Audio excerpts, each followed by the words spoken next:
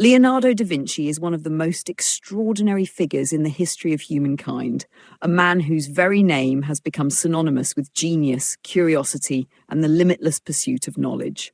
His life from birth to death spanned just under 7 decades. Yet in that relatively short span, he created art that continues to inspire awe, conceived scientific theories centuries ahead of their time, and left behind notebooks filled with ideas that bridge the boundary between imagination and invention. Telling the story of his life means walking through the world of the Italian Renaissance itself, a world of turbulent politics, dazzling creativity, and the rebirth of human thought. Leonardo's journey begins humbly, but his legacy reaches into eternity. Leonardo was born on April 15th, 1452, in the small Tuscan town of Vinci, not far from Florence. His father, Ser Piero da Vinci, was a respected notary, a man of law and property, while his mother, Caterina, was a peasant girl. Leonardo was born out of wedlock, which in that time meant he could not inherit his father's estate or take on certain professions, but it also freed him from some of the rigid expectations of noble life. Instead, he grew up between 2 worlds, one foot in the countryside, where he absorbed the rhythms of nature, the other in the orbit of Florence, the beating heart of Renaissance art and learning. This unusual beginning helped shape him into a man equally at home, sketching the flight of birds in the fields, as painting masterpieces for princes and popes. As a child, Leonardo displayed a restless curiosity. He sketched constantly, observing animals, landscapes, and the play of light and shadow. His grandfather, Antonio, recorded his birth in the family diary, noting the unusual beauty of the infant. The boy showed an early fascination with the natural world, which would remain central throughout his life. He was known to wander the Tuscan hills, filling pages with drawings of plants, water currents, and fantastical creatures born of his imagination. It was evident from the start that Leonardo's mind would not be contained by convention. Around the age of 14, his father recognized his talent and apprenticed him to Andrea del Verrocchio, one of the leading Florentine artists of the day. In Verrocchio's workshop, Leonardo learned painting, sculpture, drafting, metalwork, mechanics, and the mathematics that underpinned Renaissance art. Verrocchio's studio was a crucible of creativity, producing some of the greatest artists of the time. The young apprentice absorbed everything, soon surpassing many of his peers. According to legend, Verrocchio once asked Leonardo to paint an angel in one of his works, the Baptism of Christ. Leonardo's angel, with its ethereal grace and delicate handling of light, outshone the rest of the painting so completely that Verrocchio supposedly vowed never to paint again. Whether true or apocryphal, the story captures the sensation Leonardo created from his earliest works. In his 20s, Leonardo established himself as an independent master in Florence. He received commissions for altarpieces and portraits, but his restless mind was never satisfied. He studied anatomy in secret, dissecting corpses to understand the structure of muscles and bones. He filled notebooks with sketches of flying machines, water pumps, and weapons of war. He wrote in mirrored script, perhaps to keep his ideas private or simply as a personal quirk. Unlike many artists who followed formulas, Leonardo was driven by observation. He wanted to understand not only how things looked, but why they worked. His motto could have been knowledge through experience, for he tested everything he saw. His masterpiece from this period, The Adoration of the Magi, was left unfinished, yet even in its incomplete state, it revealed a boldness of vision that astonished his contemporaries. Figures swirled in dynamic motion, the ruins of an ancient temple loomed in the background, and light streamed across the composition in ways no one had attempted before. Leonardo's refusal to complete commissions, however, would become a theme of his career. His perfectionism, combined with his insatiable curiosity, often prevented him from finishing projects.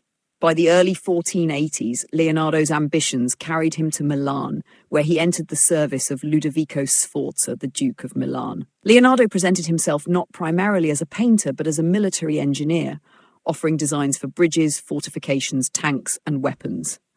The Duke recognized his genius and employed him in multiple capacities.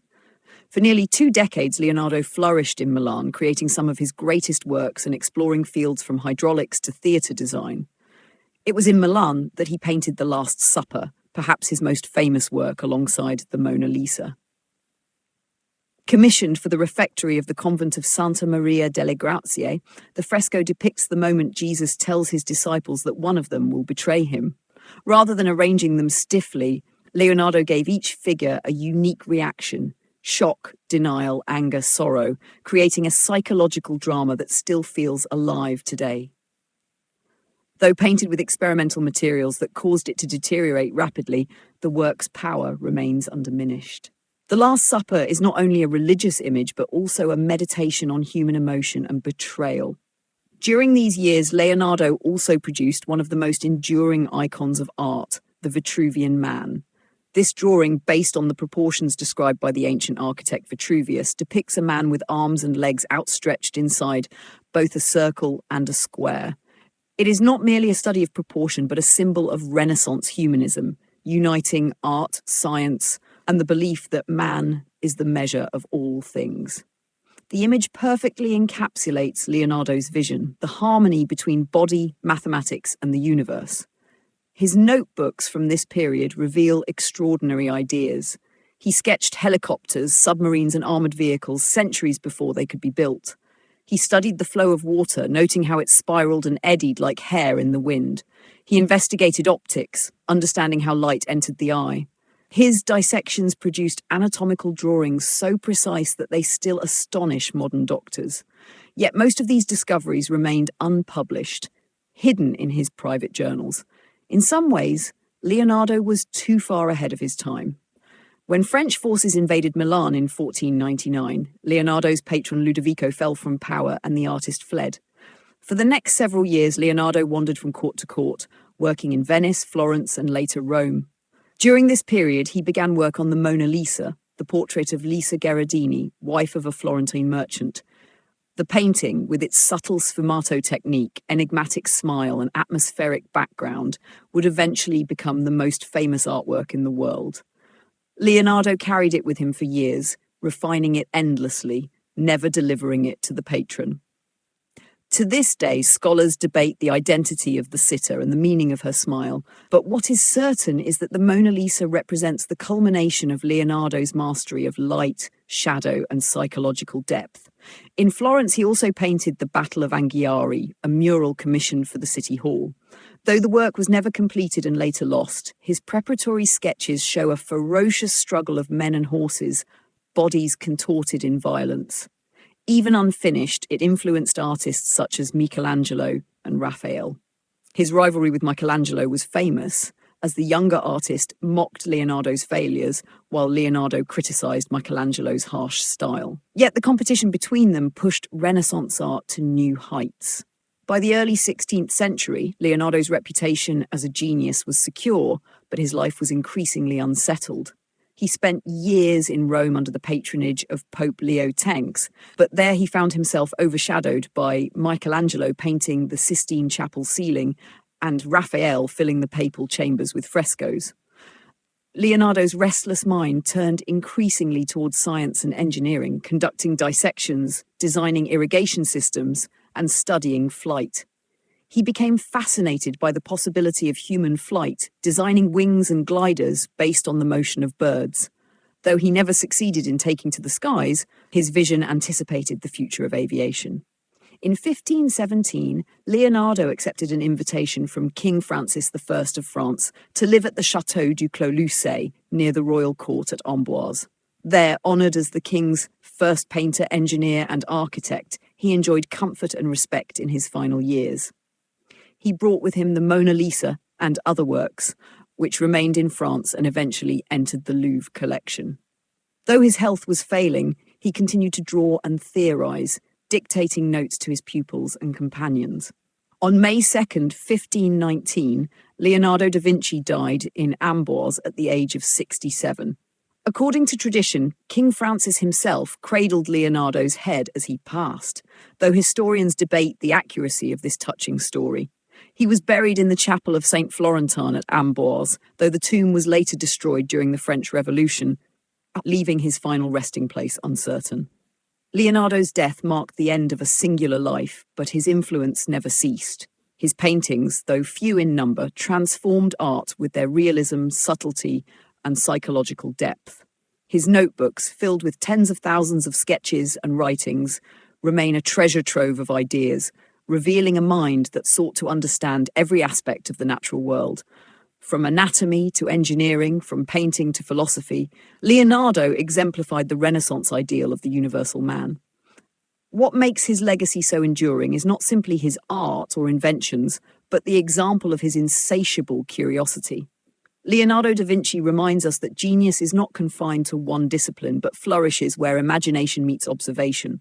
His life was not without frustrations. He left many works unfinished, saw many ideas unrealized, and often struggled with patrons. But his vision was limitless. He asked questions that still drive science and art today. How does the body work? How does light move? How can man fly? What is beauty? To study Leonardo is to glimpse the boundless potential of human creativity. His life story, from a boy in Vinci sketching in the fields to a master in France attended by kings, is not only the biography of a man, but the story of the Renaissance itself, a rebirth of knowledge, a celebration of inquiry, and a testament to the power of the human spirit. Leonardo da Vinci lived 500 years ago, yet he continues to live in every artist, scientist, and dreamer who dares to ask why and dares to imagine what could be. His life from birth to death is the eternal example of genius at work.